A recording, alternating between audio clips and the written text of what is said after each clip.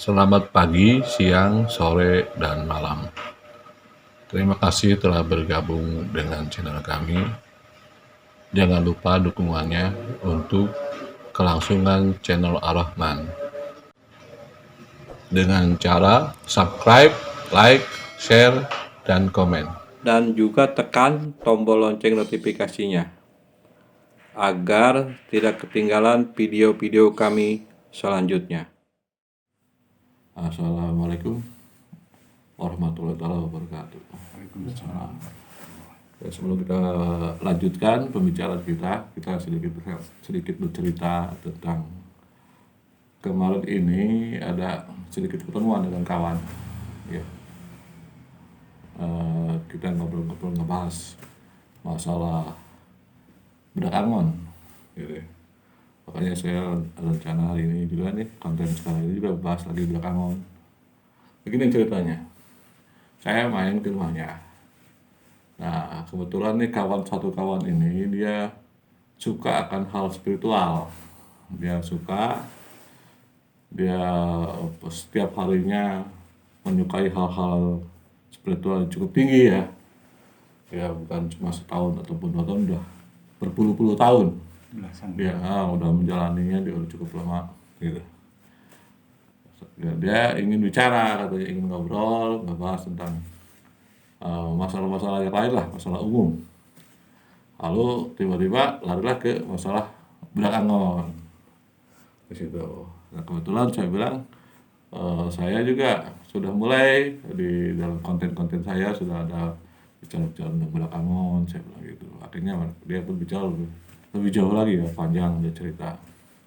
Artinya kalau saya kan tanya sama dia, apa yang dia tahu tentang budak Angon gitu. Lalu dia jawab katanya, dia pernah katanya iseng, dia pernah coba pengen tahu katanya. Nah, siapa sih itu budak Angon? Dia bilang katanya gitu. Lalu dia telusuri, terus dia gali seolah-olah spiritual ya di situ. Dan dia sangat kaget gitu loh. Dia kaget, katanya dia cerita seorang budak Angon adalah begini ceritanya dia seperti itu. Terus saya bilang sama dia, kalau saya nggak ke situ, saya bilang saya ngebahas spiritual ngebahas tentang budak Angon itu dari buku, gitu, dari buku yang tertulis. Lalu saya pikirkan, saya kaji, tidak secara olah spiritual, saya bilang begitu. Nah akhirnya dia bilang gini sama saya, kan dia bilang, itu saya iseng, dia bilang, saya iseng aja karena saya udah mendengar katanya ente katanya kamu lagi bikin konten budak Angon, jadi saya iseng-iseng katanya gitu, dia bilang. Sebenarnya nggak apa-apa, yang penting silakan aja masalah hal-hal seperti itu. Tapi yang jelas saya bilang, saya membahas budak Angon tuh dari literatur buku karena saya menyukai akli gitu. Jadi dalam hal-hal pengolahan spiritual, saya larinya ya ke hal yang agama. Tapi kalau budak Angon ini kan saya hanya ngelihat dari data buku aja, buku per buku, cerita per cerita. Itu pun saya ambil juga dari data kesepuhan pada bilang begini ya saya ikutin. Jadi bukan dari hal-hal spiritual, saya bilang begitu. Jadi ya, tapi dia tetap bicara, katanya bilang gini, yang setahu dia tentang budak Angon begini cerita A sampai Z. Ya sebenarnya terserah kan tanggapannya, bagaimana sudut pandang kan, karena patokannya udah jelas beda kan. Kalau saya dari buku, literatur, dari pernyataan para sepuh, lalu dikumpulkan dibuatlah satu cerita kan begitu. Sedangkan dia kan dari hasil olahan, dia ngolah spiritual segala macam, saya sendiri tidak mengerti kan. Nah diambil kesimpulan, dia bilang begini katanya, dia mau nanya ke saya katanya, itu kemarin kan dapat konten seperti itu, cerita tentang tahun 2023 2024 katanya kan, budak Angon mau diprediksi mau ke Lak Cawene gitu. Nah dia tanya ke saya, itu gimana bisa terjadi? Nah gimana kalau tiba-tiba ada pemerintah pindah? Kan direncanakan sama pemerintah mau pindah katanya. Saya bilang, kalau itu kan secara hukum ketatanegaraan kan belum ada pengumuman resmi. Jadi kalau secara akal pikiran aja saya ngitungnya secara logika saya 2023, 2024 itu tahun JIM awal. Itu kan logika akal pikiran saya dan sesuai dengan buku-buku. Saya bilang gitu. Lalu dia tanya lagi ke saya, gitu. Nah, kalau tiba-tiba pindah, gitu, itu bagaimana yang disebut dengan lebak cawe ini? Nah, saya bilang sama dia, ini kan saya hanya memprediksi ya secara logika. Saya dan kawan-kawan yang kebetulan senang sama palak, saya bilang kita pakai dalil akli ya. Terus kalau palakis kita hitung, udah ketemu ke situ. Yang dimaksud dengan Lebak Jawa ini adalah ibu kota. Jadi kalaupun misalnya tiba-tiba dia ibu kota pindah ke Kalimantan, berarti Lebak Jawa-nya Kalimantan. Kan begitu. Jadi maksud dari perkataan kawan-kawan saya waktu kemarin. Jadi jangan dianggap bahwa langsung dengan Lebak Cawene itu adalah hanya khusus Jakarta, ya enggak juga. Jadi pengertian dari Lebak Cawene pada saat kemarin di dalam konten kemarin adalah ibu kota, pusat kota. Jadi dia merubah nasib ke pusat kota yang disebut dengan ibu kota. Saya bilang begitu ke dia. Perhitungan dari kawan-kawan semua. Jadi pengertian Lebak Cawene entah dimanapun posisinya hanya adalah cerita tentang kalau budak Anggon pergi ke pusat kota untuk berubah nasibnya. Nah, apakah dia jadi pemimpin atau bukan, kita kan tidak mengerti. Satu itu. Terus kalau masalah penggalian secara spiritual, kita tidak bicara ke situ. Kita bicara secara akli. Jadi secara apa yang tertulis, apa yang ada, lalu kita pikirkan, begitu saya bilang. Nah, kawan saya ini kan bilang begini, ini hanya sekedar memberitahu aja katanya. Dari olahan saya, katanya dia bilang, itu akan terjadi nanti katanya dua sisi yang bertentangan, katanya dia bilang. Saya kan bingung, maksudnya apa nih dua sisi bertentangan, saya bilang gitu. Dia bilang satu yang menginginkan pindah ibu kota, satu yang tidak menginginkan pindah ibu kota, katanya. Dan ada dua kelompok yang cukup besar katanya saling memperebutkan posisi. Nah, saya kan bingung juga di situ, ya kan? Terus saya bilang sama dia, itu informasi itu dapatnya dari hitungan apa, gitu. Dapatnya penjabaran seperti itu dari mana, kan gitu. Dia bilang saya dari olahan spiritual. Aduh, saya bilang minta maaf, saya bilang saya dengan kawan-kawan menggunakan dalil akli. Jadi semua serba dihitung, semua serba dipikirkan gitu. Semua ada riwayat. Dia bilang begitu. Lalu dipadukan pun dengan menggunakan akal logika kita. Nyambung enggak nih? Lalu diuji dengan tesis kita. Saya bilang gitu. Kalau secara spiritual ya kita nggak ngerti kan. Gini, bagaimana prediksi secara spiritualnya ya kita nggak bicara ke situ. Saya bilang gitu sama dia. Ini aja deh sekedar gambaran, dia bilang katanya. Coba pikirin gitu. Kalau sampai terjadi nanti satu kelompok pengen pindah ibu kota, satu kelompok enggak, di mana nih posisinya budak Anggon? Lalu saya pikir ya juga ya, gitu. Tolong pakai akli ente, katanya dia bilang gitu. Tolong pikirin gimana. Terus saya pikir lagi, ya juga.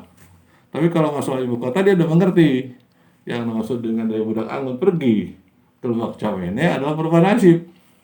Yang disebut dengan berubah nasib, dia berangkat dari sesuatu yang maksudnya ingin ada perubahan dalam kehidupan atau melaksanakan suatu tujuan, kan begitu yang dimaksudnya.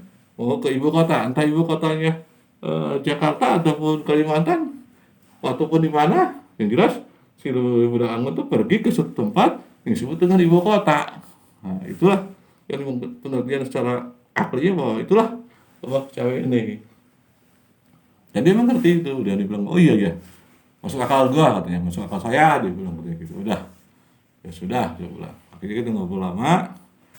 Nah setelah kejadian itu lalu saya pergi ke kawan, lalu berunding. Iya benar, ada kawan saya bicara seperti itu.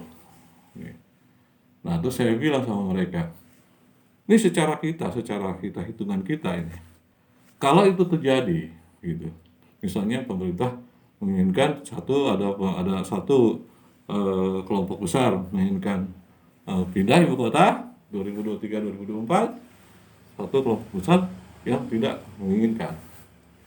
Lalu kita berpikir ini kuat yang mana? Harus ke situ. Karena kemarin ini kan kita nggak prediksi ke situ, saya bilang ke kawan-kawan. Kebetulan kawan saya bilang begitu, dia bilang katanya dia mengulas secara spiritual. Nah, yang tidak bisa saya mengerti, ya tidak ketemu lah jawabannya. Antara nakli dengan akli disatuin ya ketemu. Gitu. Dia harus ketemu lagi dengan orang-orang yang sehobinya mengulas secara spiritual, secara naklinya, saya bilang gitu. Akhirnya kita ngobrol lama, nah ketemu satu kesimpulan gitu. Ketemu kesimpulan bahwa sebetulnya tidak bisa dikait-kaitkan antara gambaran tentang secara hukum nakli, gambaran secara hukum akli. Sulit untuk dikait-kaitkan. Karena basis pemikiran pengambil keputusannya itu berbeda. Gitu kan. Satu menggunakan literatur, akal logika, satu menggunakan satu yang secara kegoiban atau secara spiritual. Nggak ketemu gitu. Sepakatnya ke situ. Tadi dari menurut pembicaraan tadi ya, secara dalil akli atau nakli. Kalau menurut dia ibu kotanya masih yang ada sekarang atau udah pindah? Ya. Nah, itu yang sempat saya bahas sama dia. Ini secara spiritual saya bilang, oke, karena dia yang mulai, saya bilang itu yang mulai mancing bicara tentang hal-hal seperti itu. Dan sekarang saya bilang ke Palang, saya tanya, nih, si Budak Angon ini dia mau berangkatnya, yang masih waktu di Jakarta ibu kotanya sudah pindah. Saya bilang ke Palang seperti itu. Karena ente mulai, saya bilang, kalau saya sih jelas berpikir ya, tidak berpikir jauh-jauh kan, berpikir yang ada aja, gitu.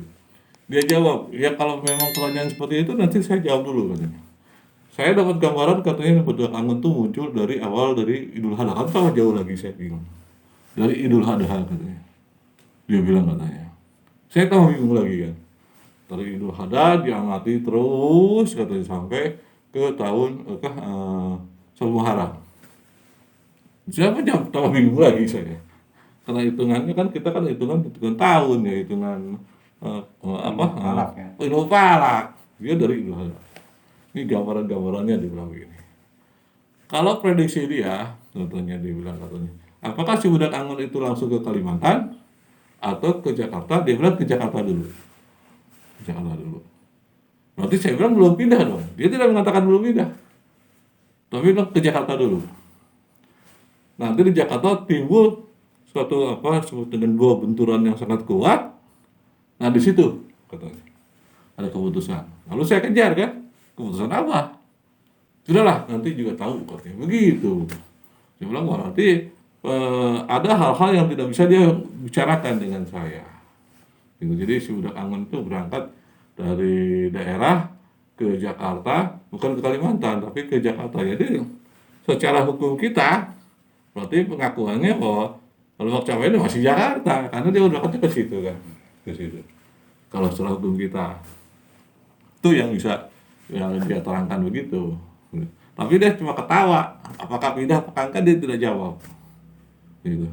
Cuma dia bilang dia ingin tanya apa yang maksud dengan Lebak Cawai ini. Itu saya bilang sesuatu yang disebut dengan di mana bisa merubah nasib. Ya berarti kan ibu kota. Kan dia dijemput terus berangkat untuk merubah nasib. Berarti apa? Namanya daerah, suatu daerah ada kita di suatu tempat misalnya di daerah ingin merubah nasib biasanya kemana? Ke kota. Biasanya kan. Coba aja tanya sama orang-orang. Saya ingin merubah nasib ke ibu kota. Ya kan berarti ke situ. Nah, terlepas di mana ibu kota, apakah masih di Jakarta atau masih udah pindah gitu. Nah, kemudian saya bicara dengan kawan-kawan, pada tertarik tuh, ada kekuatan besar yang dia cerita. Ada kekuatan besar, katanya saling tarik menarik. Itu kita bahas juga, kemudian dan hasilnya kita dapat ya, itu kan bersifatnya sudah jauh ya, saya bilang itu kita nggak bisa bahas jauh, tapi yang jelas kita ambil poinnya aja, bahwa yang masuk dengan ibu kota itu ya tergantung cowok-cowok ini di mana dia pergi. Jadi kalau misalnya tiba-tiba tahun 2023 sudah pindah ke Kalimantan, ya Lebak Cawai aja berarti Kalimantan. Kalau misalnya belum pindah ya Lebak Cawene ya Jakarta. Itu aja. Di garis bawahi, jadi jangan sampai salah tafsir mengatakan bahwa lu kok pindah gitu. Terus kita juga saya bilang ke dia, ke kawan itu, ini sebatas prediksi loh, saya bilang. Bukan pasti. Bukan, perkiraan hitungan. Itu saya cerita begitu sama dia. Berarti dari cerita itu sendiri sama-sama sepakat toh kalau seandainya Lebak Cawene itu sendiri posisinya masih di Jakarta, karena kalau dilihat ini kan dia tidak menjawab juga kalau posisinya pindah Sudah ke pindah apa belum? Iya, belum. Nah, cuma dalam pengakuan dia bilang gitu katanya. Waktu saya tanya desak, dia jawabnya di Jakarta. Berarti kan secara logika kita kan wah sudah. Tapi Kalau belum. dihitungan masuk berarti Iya, di- masuk. Dia bilang gitu. Ini pertanyaannya gini Pak, kira-kira si bocah Angon ini Pak ikut pendukungnya mau ke mana Pak? Pro dan kontra, kan ini ada dua, pro dan kontra. Dia ikut sama yang pro apa yang kontra? Iya. masalah perpindahan itu Iya, mungkin ya. pindahan Iya, dari iya. ibu kota ini, pindahan Iya. ibu kota. Jadi maksudnya gini kali, Budak Angon tuh ikut yang mana? Iya. Ikut kelompok yang mana? Apa Iya. ikut yang kelompok pindah ibu kota ke Kalimantan atau yang bertahan di Jakarta? Iya. Kalau lihat dari prediksi saya waktu ngobrol dengan kawan ya, itu lebih condong dia pilih yang kuat di situ. Jadi dia ngelihat kalau misalnya ini yang kuat yang mana nih kelompoknya. Dia tidak. Jadi kalau yang berkuasa yang berkuasa yang sangat kuat itu memilih pindah ya dia akan ikut pindah. Tapi kalau misalnya kelompok yang berkuasa itu dia tidak mau pindah ya dia ikut tidak pindah gitu. Karena kalau lihat dari perjalanan gitu, ini kan tahun 2023 nanti 2023 persiapannya. Kecuali kalau tahun 2022 sampai 2023 dia sudah kuat, mungkin dia akan mendirikan sendiri gitu. Tapi kalau belum kuat kayaknya dia ikut yang kuat. Kalau prediksi saya seperti itu. Jadi gini sebenarnya pada poin-poinnya kan.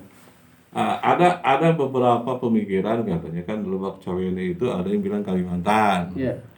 Pemikiran ke situ kan. Ada yang Lebak Cawene adalah Gua. Arab. Di Medina atau Mekah atau di dunia Arab lah ya. Kalau pemikiran saya karena saya baca di cerita bahwa Budak Angon tuh pergi hijrah ke Lebak Cawene itu kurban nasib, berarti yang maksud adalah ibu kota. Jadi terlepas ibu kotanya di mana aja.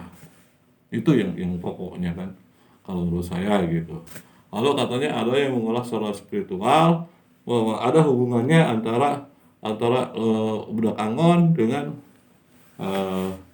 cerita-cerita seperti Satrio Pining segala macam. Kembali saya negasin ke kawan saya juga yang waktu saya bicara dengan dia, saya tegaskan. Saya hanya ngebahas Budak Angon dari cerita buku.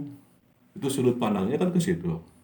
Jadi kalau tiba-tiba dalam pandangan cerita bahasan saya itu adalah Budak Angon itu adalah, kalau menurut pandangan di luar adalah Satrio Pining, saya kurang tahu persis. Kalau menurut pandangan di luar bahwa Budak Angon adalah man from the east juga saya nggak tahu persis.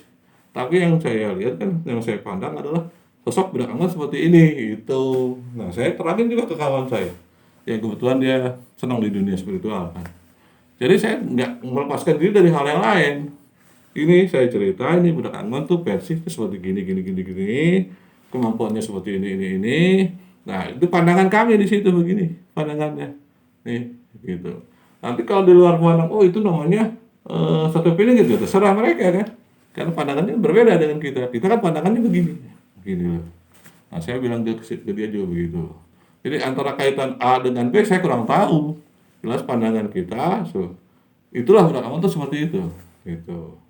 Masalah pastinya ya namanya juga logika, namanya juga hitungan ya, yang pasti nggak bisa. Yang ketentuan tetap Allah yang menentukan begitu. Dan itu bisa diketahui setelah terjadi mungkin. Ya setelah terjadi berarti benar pak enggaknya. Itu baru prediksi kan, Baru menurut prediksi. hitungan-hitungan yang Iya. yang ada ya. Jadi kalau misalnya dibilang katanya ini sama, ya kita tetap bertahan bahwa ini Budak Angon seperti ini. Karena sudut pandang kita dari buku-buku seperti ini, gitu. Buku-buku kita pegangan bukunya yang jelas-jelas dari Sunda ya, dari Jawa Barat yang kita pegang buku-buku itu kan. Ya itulah sosok Budak Angon. Kalau pandangan orang dari luar mungkin berbeda kan. oh itu namanya satu feeling, itu namanya Ratu Adil, kita kan nggak tahu. Yang kita tahu yang kita pegang buku itulah budak Angon seperti itu. Itu. Jadi bisa jadi pandangan kita adalah budak Angon, pandangan orang lain di luar tentang dia, si A itu adalah satu feeling, ya bisa jadi. Ada kemungkinan. Ada, karena kan kita kan anaknya dari sini. Ya, di satu sisi ya. Sisi yang lain kan orang lain memandangnya. Iya. Jadi nggak harus ini, nggak harus kita harus persis sama ya, enggak. Saya akan bertahan bahwa inilah pandangan kami, itu dia seperti budak Angon seperti itu. Jadi kalau itu namanya satu pilih terserah dia ya. Yang jelas itulah pandangan kami seperti itu budak Angon. Gitu. Karena kami pegang literatur bacaan seperti ini. Itu saya bilang juga ke kawan saya juga begitu. Jadi saya tidak bisa menyatukan. Oh, bukunya seperti itu. Tiba-tiba harus mengakui buku yang lain yang belum ada dalam literatur ya kayak gimana kita. Ya, kita pegang literatur bukunya ini yang kita pegang itu. Itu. Jadi kalau secara aklinya, secara akalnya gitu, saya juga setuju pemikiran dia. Kalau tiba-tiba terjadi yang disebut dengan perebutan dua kemampuan itu, budak Angon ada di mana? Ya jelas secara kita kan akal pikiran, Bang. Kita kan pakai akli. Mana yang menguntungkan yang bisa diambil dong posisinya. Nah kalau tiba-tiba dia main single fighter bagaimana sendirian? Kecuali persiapan dia sudah matang, sudah punya basis, baru mungkin dia punya prinsip. Kalau belum punya prinsip, belum punya basis, dari mana? Kan ke situ aja. Jadi masih ada kemungkinan lain ya. Yang jelas bocah Angon itu sendiri lebih mendukung dengan pihak yang lebih besar. Iya, kalau kita pakai aklinya seperti itu, mungkin nggak ada yang muncul sendirian, tiba-tiba ada sekian banyak ratusan juta penduduk ngedukung dari mana? Oh, terlalu berat itu. Terlalu berat, kecuali kalau dia bisa misalnya kan sekarang gini aja, muncul si A yang pro sama kota sudah banyak. Iya. Nih kan? Ada yang mengakui budak Angon. Ada juga yang tidak mengakui. Kan begitu. Nah sekarang kan dia lagi di beberapa konten. Saya Satrio Piningit, saya Ratu Adil, saya banyak banget yang ngaku-ngaku itu. Ya kan? Padahal dicerita di riwayatnya bait-baitnya Sriwangi dikatakan ya dalam budak Angon tuh dia sendiri nggak tahu dirinya budak Angon. Itu sudah jelas. Terus kedua, budak Angon memiliki sifat yang welas asih. Ya. Makanya ada terkenal kan, ada cerita Angis Bulu Teraseri. Mana mungkin dia tiba-tiba langsung marah-marah itu kan dari mana? Gitu kan? Lalu dia memiliki ilmu, misalnya memiliki gas lempang. Di situ aja nggak mungkin dia nggak pakai pemikiran main turuk aja, itu nggak mungkin. Logikanya tetap main ya. Tetap main. Jadi pada saat dia sedang dalam keadaan dia memilih antara dua nih, mana yang kuat? Dia pasti pilih pakai logika dia, ini yang kuat. Begitu. Mencari yang terkuat berarti ya. Pasti dia akan cari itu, kecuali kalau basis yang dia miliki sudah kuat, mungkin lain. Kalau kemungkinan untuk muncul ke basisnya langsung kuat, enggak juga mungkin ya. Dari mana? Dari mana? Misalnya kan ada informasi katanya, ada cerita, tolong diperiksa itu budak Angon atau bukan. Dari mana bisa periksa budak Angon? Dari mana? Ya, untuk melacaknya juga Itu nggak mungkin. mudah ya. Cerita dari sepupu saya dibilang nggak mungkin. Gitu. Kecuali orang itu memang dipilih dia untuk tahu. Gitu. Karena kan budak Angon kan tergantung dia. Si budak Angon itu. Beda dengan Satrio Piningit kan. Satrio Piningit kan mau dipingit. Nah ini kan tergantung dia. Jadi kalau dia nggak pilih, dia nggak bakal orang itu bisa ketemu. Gitu. Udah ketahuan ini pasti budak Angon nih. Ketahuan, terus dilacak. Kalau bisa ketemu jago. Udah hebat banget. Udah hebat. Kenapa? Benar-benar budak Angon tuh seutuhnya budak Angon kata sepupu saya tergantung dianya. Gitu. Nah kalau lihat dari prediksi kawan saya yang kebetulan dia mengelola spiritual, dia bilang dia pasti akan memilih yang terkuat. Saya setuju. Pasti dia akan memilih terkuat. Dia pakai logika. Ya kan? Karena kan nggak mungkin dia langsung saya budak Angon tuh nggak mungkin. Nggak ada, nggak ada cerita diceritakan bahwa budak Angon tuh sombong tuh nggak ada, gitu. Nggak ada cerita yang mengatakan bahwa budak Angon tuh ngaku dirinya budak Angon tuh nggak ada, gitu. Nggak ada cerita budak Angon di situ mengatakan bahwa saya memperkenalkan diri sudah Angon tuh nggak ada, gitu. Yang ada sembunyi. Iya, jadi sifatnya semacam kayak menjaga kerahasiaannya Ada sendiri itu, ya. jadi dari mana itu? Baik disengaja atau tidak disengaja, Nah. memang dia tersembunyi. Tersebut, jadi kalau dia mengatakan bahwa tiba-tiba muncul tuh, ya kita ragu. Gitu. Terus kalau dia bilang kata, misalnya mampu nggak kita deteksi? Siapa yang mampu? Gitu. Lalu kan, oh itu ada tanda-tanda bahwa dia budak Angon. Itu kan prediksi kita, pemikiran kita. Gitu. Karena kalau seutuhnya budak Angon, seasli-aslinya budak Angon, dia di depan kita pun kita belum tahu. Seasli-aslinya budak Angon, misalnya sesungguh-sungguhnya budak Angon, orang yang memiliki ilmu tinggi di depannya pun dia nggak tahu itu depan budak Angon. Itulah kehebatannya budak Angon. Gitu. Emang sudah ada dan ceritanya seperti itu. Gitu. Walaupun sudah berhadapan kan nggak tahu. Gitu. Jadi dari mana kita bisa prediksi dia? Di situ aja kelihatan. Jadi jelas bisa diambil kesimpulan kan? Ya nggak mudah. Nah kalau yang saya bahas tadi kan tentang cerita bagaimana dia sebetulnya bergeraknya, berjalannya, mengarahnya kan cuma membahas ke situ ya posisinya. Jadi kalau cerita-cerita adalah hal lain seperti kayak kawan saya yang dia dalam dunia spiritual, dia mengatakan katanya bahwa bakal muncul dua kekuatan besar. Ya itu kan pandangan dia ya, pandangan dia. Tapi secara logika memang masuk secara logika karena kan ada yang pengen pindah, ada yang tidak mau pindah kan, tidak pindah ibu kota kan. Ada yang mau katanya diadakan pemilu serentak, ada yang juga tidak, gitu. Tapi kalau tiba-tiba budak Angon muncul, di mana ada pengakuan kalau dia ikut kelompok, gitu. Dan kemungkinan secara logika pasti ikut yang kuat, ya kan? Kecuali dia sudah kuat, itu aja kan. Kalau menurut saya ke situ. Ya pasti dengan sendirinya bocah Angon tuh punya strategi juga. Ya, Nggak mungkin pasti. kalau dia nggak punya strategi ya. Ya, makanya kan saya bilang kan ke kawan-kawan juga, baik yang dia mengerti spiritual maupun kawan-kawan saya yang senang pada dalil akli ya atau palakia, saya bilang sama mereka, kita hanya bisa ngelihat, kita hanya bisa prediksi, gitu. Karena kemampuan sesungguhnya budak Angon itu jauh di atas kita, gitu. Kita hanya bisa menduga, gitu. Hanya bisa menduga ke situ aja. Selebihnya kita nggak bisa apa-apa. Jadi jangan berharap, oh kita, saya bilang ke mereka, kita berkumpul, kita menghitung bisa ketemu lokasi. Jangan berharap. Jangan berharap. Kita hanya prediksi nanti yang muncul siapa nih, lalu kita prediksi. Siapa lagi yang muncul, lalu kita prediksi. Gitu. Kalau yang asli, jangan banyak berharap. Gitu.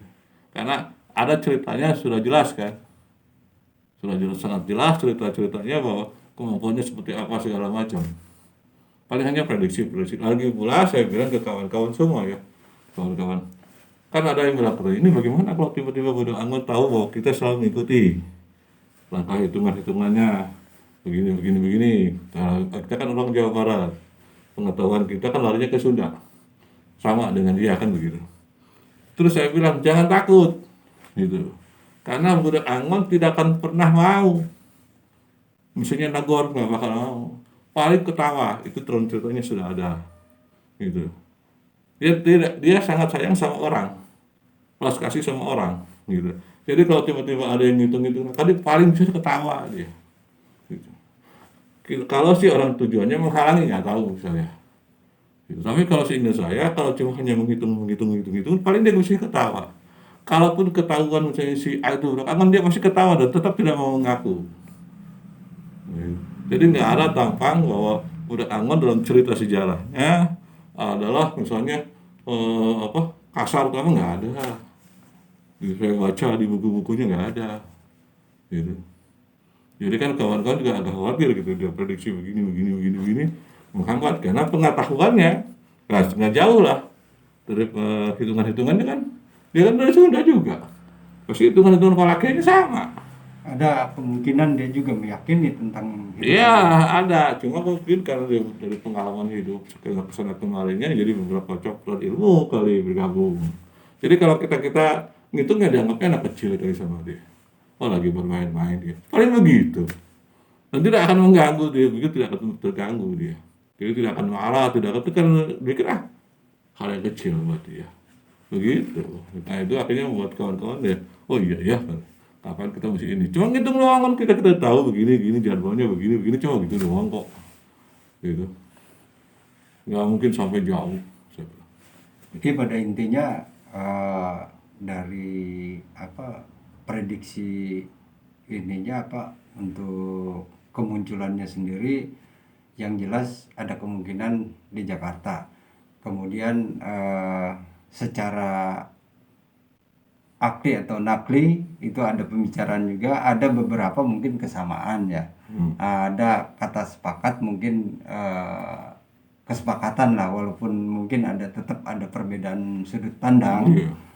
Tetap dia disetuju kalau misalkan kemunculannya itu sendiri di Jakarta ya. Iya, cuma kalau secara garis besarnya nggak setuju persis, dia cuma bilang ibu kota. Oh, ibu kota Nah, ya, sama di ini ya. Iya, jadi kalau dimanapun ya tetap pokoknya ibu kota aja, itu aja nggak mental Jakarta. Cuma waktu saya tanya dia ketawa kan, jadi istilah kasarnya yang dia tahu, pokoknya misalnya ibu kota, itu aja. Masalah pendukungnya sendiri sebetulnya dia nggak pengaruh ya, kalaupun ibu kotanya tetap di Jakarta atau pindah itu sebetulnya nggak Nggak pengaruh ngaruh ya. kalau lihat dari kekuatan yang dia miliki, tapi kan tidak seperti orang-orang banyak berpikir kan, tiba-tiba muncul belakangan langsung terbang atau gimana ya enggak.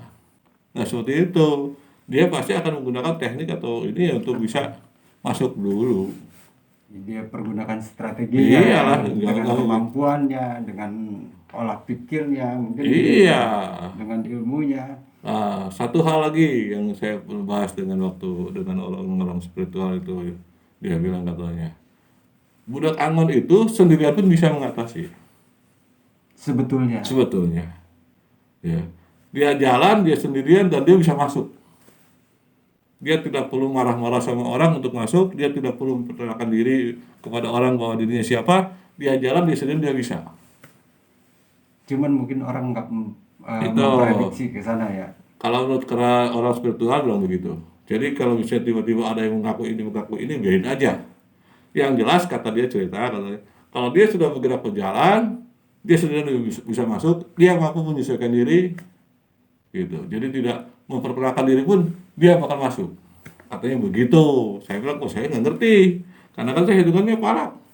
Saya hitung-hitung dulu, saya bilang gitu. Kalau saya ditambah kan begitu. Enggak, kalau menurut dia begitu.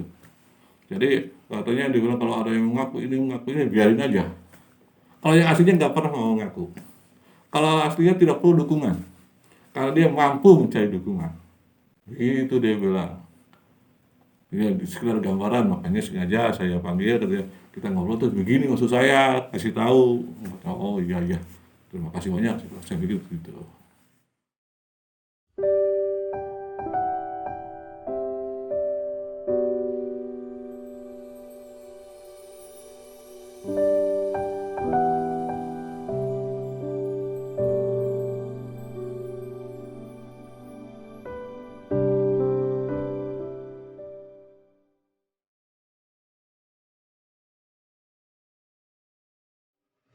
Ikuti terus video-video kami selanjutnya. Thanks for watching.